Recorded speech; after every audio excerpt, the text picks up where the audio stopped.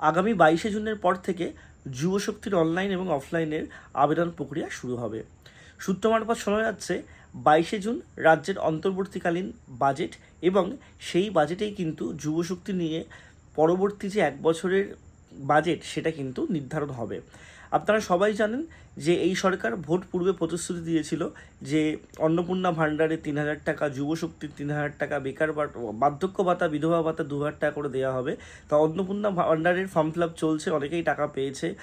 বেকার ভাতার এখনও কিন্তু কোনো রকম কোনো কথা হয়নি। তা মুখ্যমন্ত্রী গতকালই একটা প্রেস কনফারেন্সে জানিয়েছেন যে অন্নপূর্ণা ভাণ্ডারের পরেই কিন্তু বাজেট আছে এবং বাজেটের পরে কিন্তু পর্যায়ক্রমে সমস্ত যে ভাতা সেই ভাতাগুলো কিন্তু দেওয়া হবে। প্রত্যেকটা সরকারি প্রকল্পই কিন্তু চালু থাকছে।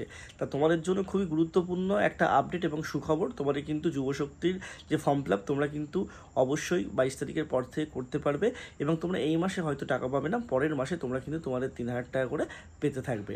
অবশ্যই এরকম ইনফরমেশন পাওয়ার জন্য চ্যানেলটা সাবস্ক্রাইব করে রাখো।